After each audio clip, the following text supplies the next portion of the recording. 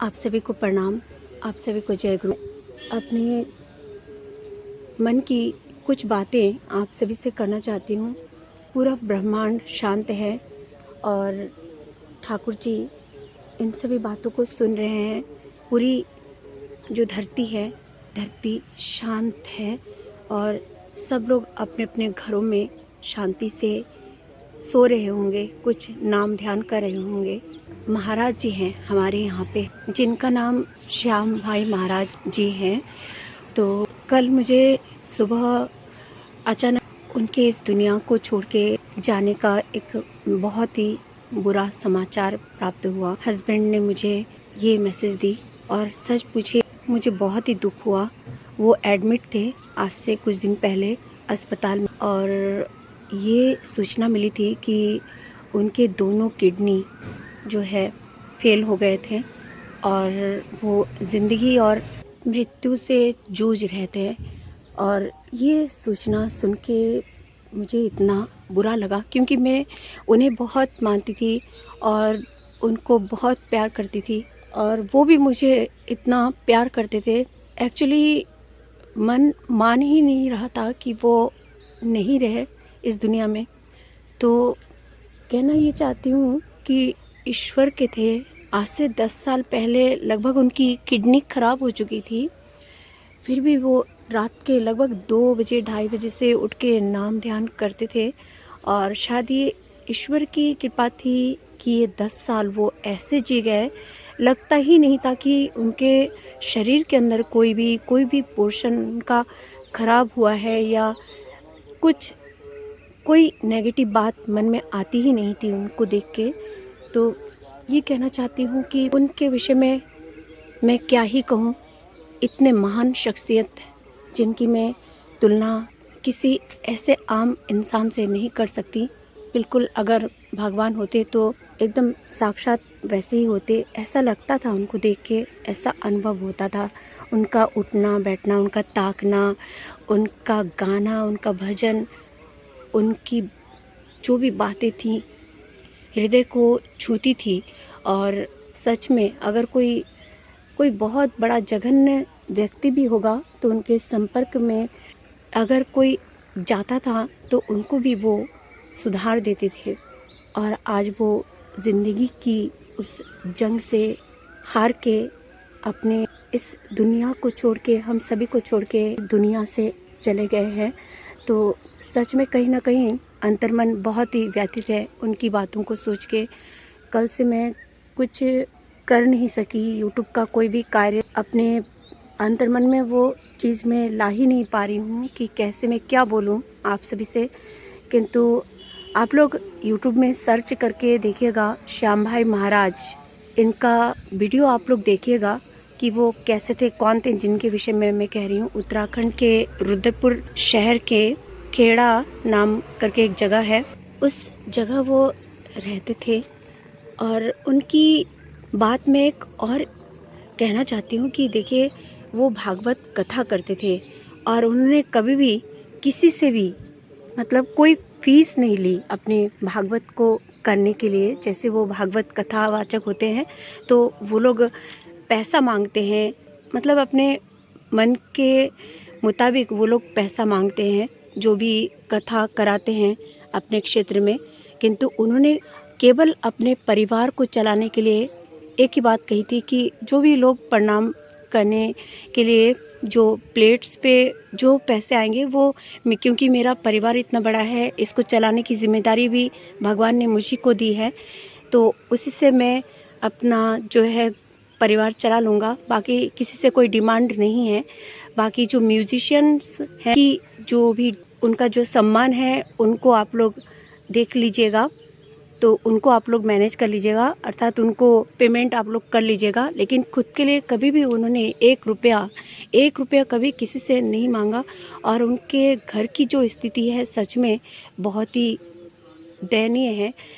ना उनके पास और कोई कुछ आय का साधन था, ना उनके परिवार में और कोई मेंबर कुछ कमाते थे, ना कुछ काम करते थे। उन्होंने दूसरों के कुछ बच्चों को भी आध्यात्मिक लाइन पे लाने के लिए, उनको शिक्षा दीक्षा देने के लिए अपने घर में उनको पाल रहे थे अपने बच्चों की तरह।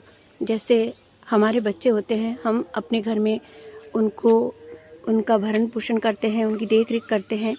तो ये बहुत बड़ी बात है कि 1 रुपया जिसके पास नहीं है और वो किसी और के बच्चों को आध्यात्मिक लाइन पे लाने के लिए, ईश्वर भक्ति के लाइन पर लाने के लिए और भगवत कथा सिखाने के लिए अपने घर में उन्होंने रखा, और उनसे भी कोई फीस वगैरह नहीं लेते थे।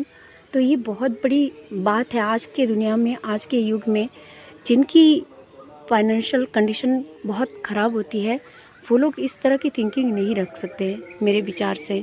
हर कोई चाहता है कमाई करूं, हर कोई चाहता है कमाई का एक ज़रिया हम ढूंढें और आए घर में। और ये सब विषय में सोचते ही नहीं थे। सच में इस तरह का पर्सन क्या आपने देखा है?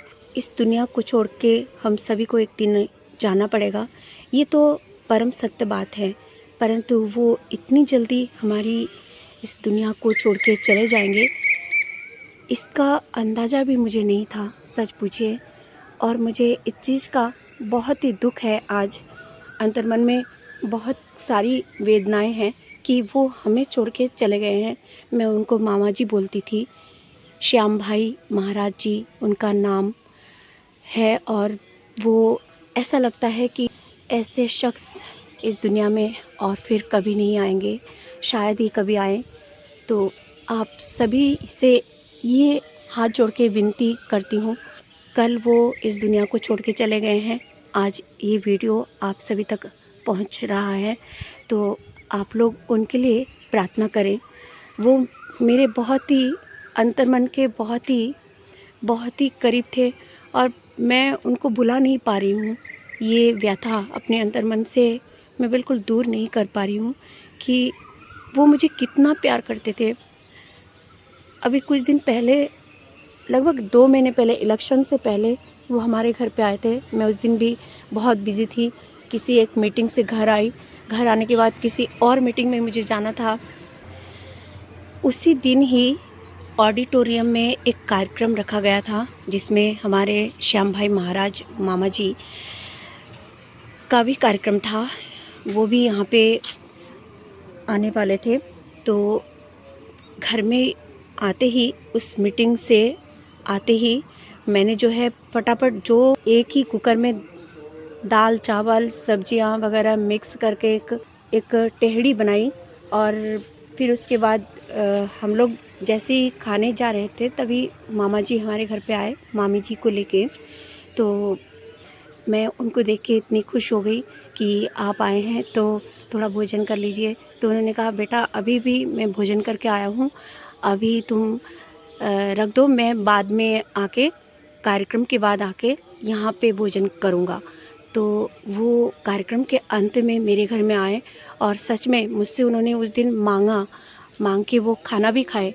इतना वो मुझे प्यार करते थे और कोई गुमान नहीं, उनके हृदय में कोई अहंकार नहीं, कुछ नहीं। मतलब ऐसा लगता था कि साक्षात अगर भगवान होते तो शायद ऐसे ही दिखते, ऐसे ही बातें करते। और क्या मैं बताऊं उनके लिए, वही उनका लास्ट आना था, ये किसको पता था। वही उनका लास्ट अंतिम दर्शन मैं कर रही हूँ और वही अंतिम खाना वो मेरे हाथ से वो खा के गए हैं।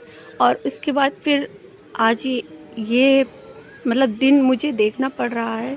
उनकी याद मेरे इस अंतर्मन में इतनी व्यथा मैं एक्सप्रेस नहीं कर सकती आपको कि क्या स्थिति है मेरे अंतर्मन की। किंतु ये आपसे कहना चाहती हूँ, आज वो इस दुनिया में नहीं रहे, आप लोग उनके लिए प्रार्थना ज़रूर करें, उनकी आत्मा को शांति पहुँचे, उनके परिवार में इस दुख की घड़ी में भगवान इतनी शक्ति दे कि इस घटना को सहन करने की उनके परिवार में, सभी के हृदय में शक्ति आ जाए। हम सभी को एक दिन इस दुनिया को छोड़ के जाना पड़ेगा, मगर हम सभी यही सोचते हैं कि हमारे पास धन है, दौलत है, हमारे पास गाड़ी है, बंगला है और हम इस पोजीशन में रहते हैं, हमारे पास इतना बड़ा पद है, गरिमा है, हम इस अहंकार में जीते हैं और इतना धन है। क्या लेके हम आए थे, क्या लेके हम जाएंगे, इस चीज़ का अगर हम हिसाब किताब रखते तो शायद ही हम कभी इस तरह की बातें अपने दिलो दिमाग में रखते, कोई गुमान हम रखते, किसी तरह की बातें हम करते। सच पूछिए, ये एक माया की दुनिया है, यहाँ आके हम भूल जाते हैं, हमें जाना पड़ेगा सब कुछ छोड़ के। परंतु जो चीज़ें हम लेके जाएंगे इस दुनिया से, उसके पीछे हम दौड़ते नहीं और उस धन को संचय नहीं करते हैं। और हम सभी को ये सोचना चाहिए, ये बात याद रखनी चाहिए कि एक ना एक दिन हम सभी को इस दुनिया को छोड़ के जाना पड़ेगा। तो ठाकुर जी की जो भी बातें हैं, जो उन्होंने निर्देश दिए हैं, उन निर्देशों को यदि पालन करते करते हमारी मृत्यु भी हो जाती है तो सोचिएगा हम बहुत किस्मत वाले हैं कि प्रभु की बातों को मानते मानते प्रभु ने हमको इस ध्यान, इस स्थिति में अपने श्री चरणों में जगह दी है।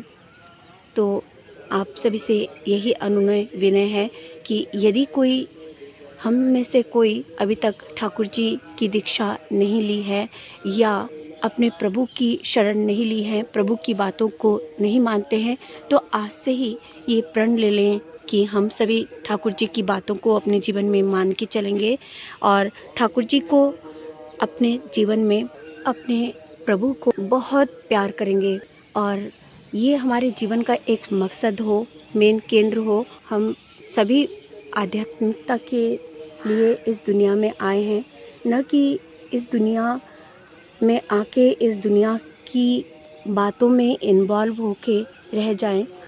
जिस अनुसार हमने इस दुनिया में कर्म किया है, उस अनुसार ठाकुर जी हमको उस जगह पे पहुंचाते हैं। इसलिए बहुत ज़रूरी है अपने परमेश्वर की भक्ति करना और उनको अपने अंतर्मन में बसा के चलना, उनकी बातों को मान के चलना। आज उनका जीवन सार्थक हो गया है जो इस दुनिया में नहीं रहे।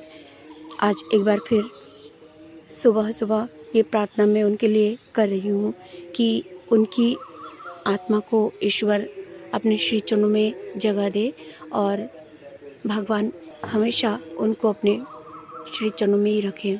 आप सभी की परम मंगल कामना प्रभु श्री चरणों में करते हुए आज ही आप सभी से विदा लेना चाहूँगी। आप सभी अपने जीवन में सुख, समृद्धि, ऐश्वर्य और आनंद से परिपूरित रहें और प्रभु श्री चरणों में ढेर सारी शुभ मंगल कामनाएं आप सभी के लिए प्रेषित करती हूँ।